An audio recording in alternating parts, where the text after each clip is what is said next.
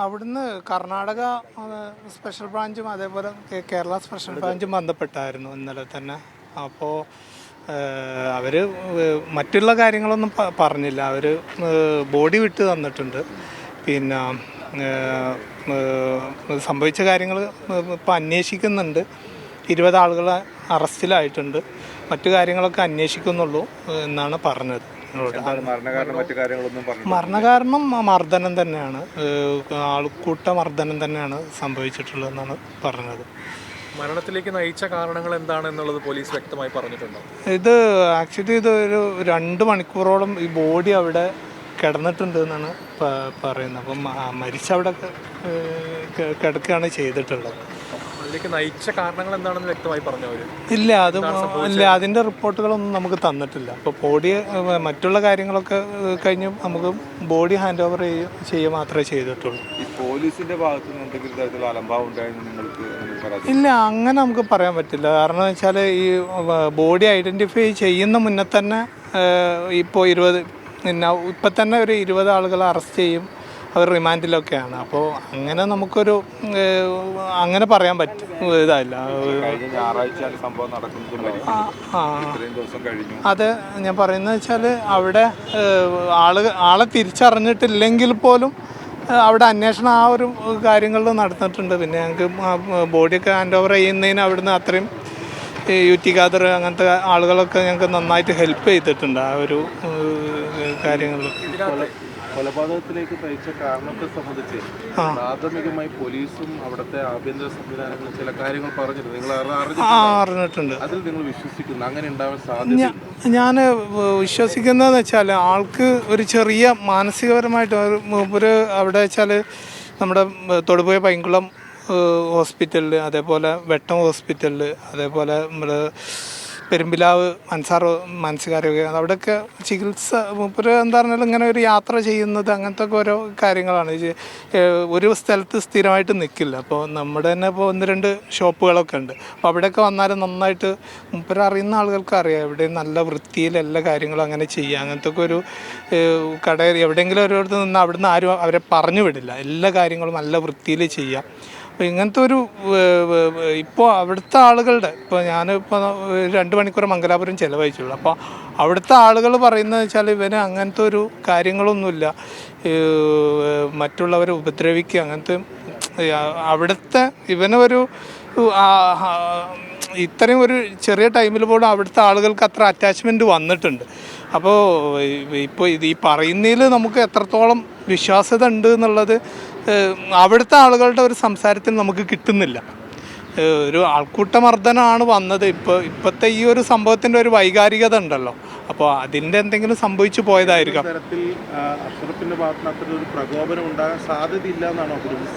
സാധ്യത എന്ന് പറഞ്ഞാൽ ഞാൻ പറഞ്ഞല്ലോ, ആൾക്കൊരു ചെറിയ രൂപത്തിൽ മാനസിക പ്രോബ്ലം ഉണ്ട്. അതിൻ്റെ ഒരു പ്രയാസം നമുക്കൊരു പൂർണ്ണമായിട്ടൊരു നോർമൽ വ്യക്തിയായിട്ട് നമുക്കത് പറയാൻ പറ്റില്ലല്ലോ. പൂർണ്ണമായിട്ട് നോർമൽ വ്യക്തിയാണെങ്കിൽ നമുക്ക് പറയാം. പിന്നെ മൂപ്പര് പറഞ്ഞ എന്തെങ്കിലും ഒരു സംഘടനയിലോ ജസ്റ്റ് എന്തിനെങ്കിലും പ്രവർത്തിക്കുന്ന ഒരാളല്ല. എന്തിനെങ്കിലും മറ്റുള്ള അങ്ങനെ ഒരു ചെറിയ ഒരു ഇതുപോലും ഇല്ല. അപ്പോൾ എന്താണിപ്പോൾ ഈ ഇങ്ങനത്തെ ഒരു സന്ദർഭത്തിൽ അങ്ങനെ വന്നിട്ടുള്ളത്? പിന്നെ അവിടുത്തെ നമുക്കിപ്പോൾ ഒരു ഇങ്ങനെ മൂപ്പര് ഇങ്ങനെ ഈ സാധനങ്ങളൊക്കെ കൊണ്ടു കൊടുക്കുന്ന CCTV അങ്ങനെയൊക്കെ ഇതുണ്ട്. അപ്പോൾ അവിടുത്തെ ഇത് പ്രകാരം അങ്ങനത്തെ ഒരു സംഭവം ഇങ്ങനെ ബാക്കിയൊക്കെ പോലീസാണ് അന്വേഷിക്കേണ്ടത്. നമ്മൾ അങ്ങനത്തെ അന്വേഷണം നടക്കുന്നു എന്ന് പറഞ്ഞാൽ നമ്മൾ ആ ഭാഗവുമായി ബന്ധപ്പെട്ട് എന്ത് കാര്യങ്ങളും സഹകരിക്കാൻ നമ്മൾ തയ്യാറാണെന്നാണ് നമുക്ക് പറയാനുള്ളത്.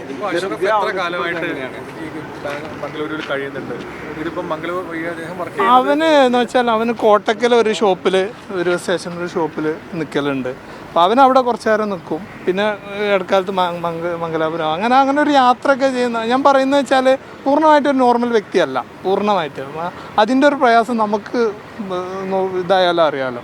പിന്നെ ഞാൻ എറണാകുളത്താണ് നിൽക്കുന്നത്. അപ്പോൾ എൻ്റെ കൂടെ വന്നാൽ ഞാൻ ഡ്രസ്സും അങ്ങനത്തെ കാര്യങ്ങളൊക്കെ മൂപ്പര് കൊടുക്കും, മൊബൈൽ വാങ്ങിക്കൊടുക്കും. മൊബൈലും സിമ്മൊക്കെ എൻ്റെ പേരിൽ തന്നെ ഞാൻ സിമ്മൊക്കെ ഇട്ട് കൊടുക്കും. അത് ഒരു 15-20 ദിവസം ഉണ്ടാവും. പിന്നെ അത് കഴിഞ്ഞാൽ പിന്നെ അത് എവിടെയെങ്കിലും കൊണ്ടേ കളയും. അങ്ങനത്തെ ഒക്കെ ഒരു ക്യാരക്ടറാണ്. അതിൻ്റെ ഒരു പ്രയാസം നല്ലോണം ഉണ്ട്. മൂപ്പര് ഈ പഴയ സാധനങ്ങളൊക്കെ കളക്ട് ചെയ്ത് കണ്ട് കൊണ്ടു കൊടുക്കുന്ന പരിപാടിയാണ് എടുത്തത്. അപ്പോൾ ഇങ്ങനെ ഉമ്മാൻ്റെ അടുത്തൊക്കെ വരലുണ്ട്. അപ്പോൾ ഇങ്ങനത്തെ പരിപാടി ഉണ്ട്, ഒരു കുറച്ച് പൈസയൊക്കെ കളക്ട് ചെയ്ത് കണ്ട് ഉമ്മാൻ്റെ അടുത്തൊക്കെ കൊണ്ടു കൊടുക്കും. അങ്ങനത്തെ ഒക്കെ സ്വഭാവമാണ്. അവിടെ അങ്ങനെ സ്ഥിരമായിട്ട് ഞാൻ പറഞ്ഞല്ലോ, ഞാൻ ഒരു 2 മണിക്കൂർ നേരത്തെ നമ്മൾ മംഗലാപുരം നിന്നിട്ടുള്ളൂ. നമ്മൾ ഇതിൻ്റെ മറ്റു കാര്യങ്ങളൊക്കെ ഇപ്പോൾ അവർ നമുക്ക് ഹാൻഡ് ഓവർ ചെയ്യാമെന്ന് പറഞ്ഞിട്ടുണ്ട്. അത് അത്ര കറക്റ്റിൽ നമുക്ക് അവർ പറയുന്നത് വെച്ചാൽ ഇടയ്ക്കിടയ്ക്കൊക്കെ അവൻ അവിടെ മംഗലാപുരത്ത് വരുന്നുണ്ട് എന്നാണ് അവൻ പറഞ്ഞത്. ഇടയ്ക്കിടയ്ക്കൊക്കെ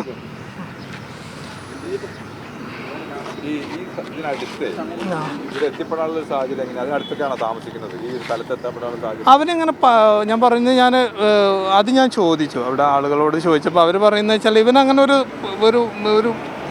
ഒരു ഒറ്റ സ്ഥലത്ത് നിൽക്കുന്ന ഒരു സ്വഭാവക്കാരനല്ല. പല സ്ഥലങ്ങളിൽ പോയിട്ട് കാര്യങ്ങൾ ഇങ്ങനെ കളക്ട് ചെയ്ത് കൊണ്ടുവരില്ല, അങ്ങനത്തെ ഒക്കെ ഉള്ള ഒരു സ്വഭാവക്കാരനാണ്.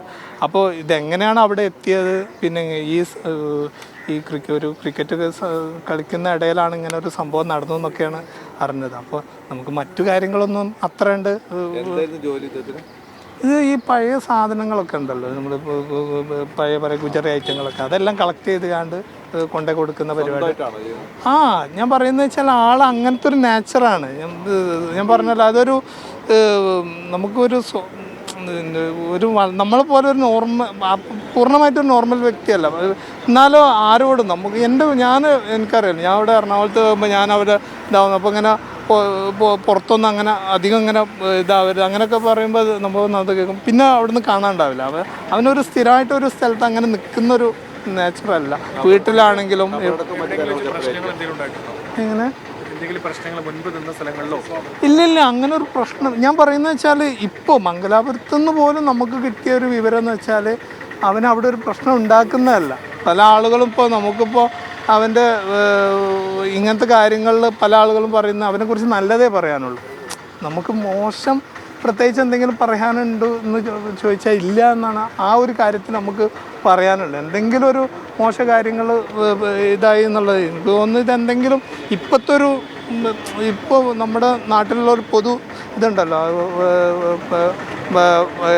നമ്മുടെ കാശ്മീരിൽ നടന്നിട്ടുള്ള സംഭവം. അപ്പം അതിൻ്റെ വൈകാരികത മൊത്തത്തിൽ വന്നതായിരിക്കും. അത് എവിടെ സംഭവിച്ചു എന്നുള്ളത് നമ്മുടെ മുന്നിൽ തെളിവില്ലാണ്ട് നമുക്കത് എങ്ങനെ നമുക്ക് പറയാൻ പറ്റില്ല. അപ്പോൾ അതിൻ്റെ ഒരു ബാക്കി കാര്യങ്ങളൊക്കെ പോലീസാണ് അന്വേഷിക്കേണ്ടത്. അത് നമ്മുടെ മഹല്ല് പള്ളി അവിടെ മലപ്പുറത്താണ്. അപ്പോൾ അവിടെ പറപ്പൂർ ചോലക്കുണ്ട് ജുമാ മസ്ജിദ്. അപ്പോൾ നേരെ അവിടെ ഇപ്പോൾ ബോഡി അങ്ങോട്ട് പോയിട്ടുണ്ട്. നേരെ ഇപ്പോൾ ഇവിടെ നിന്ന് മയ്യത്ത് നിസ്കാരമൊക്കെ ഇവിടെ നിന്ന് മംഗലാപുരത്ത് നിന്ന് കഴിഞ്ഞു.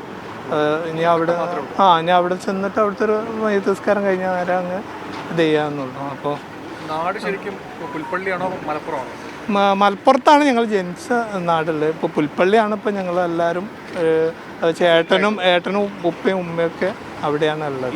പോലീസിന്റെ ഭാഗത്ത് മുൻവിധിയോടെയുള്ള നടപടികളും പ്രഖ്യാപനം ഞാൻ പറയുന്നത് വെച്ചാൽ നമ്മുടെ ഒരു അനുഭവം ഉണ്ടല്ലോ. നമ്മളിപ്പോൾ ഇന്ന് വൈകുന്നേരം നമ്മളിത് അറിഞ്ഞു, നമ്മൾ അങ്ങോട്ട് പോകുന്നു. നമുക്ക് എത്രയും വേഗം നമുക്ക് ബോഡി ഹാൻഡ് ഓവർ ചെയ്യുന്ന അവിടെ ചെല്ലുമ്പോൾ നമുക്ക് ഞാൻ പറയുന്നത് വെച്ചാൽ നമുക്കൊരു വേറൊരു രൂപത്തിൽ നമുക്ക് പറയാനോ അങ്ങനെ ഉണ്ടായിട്ടില്ല.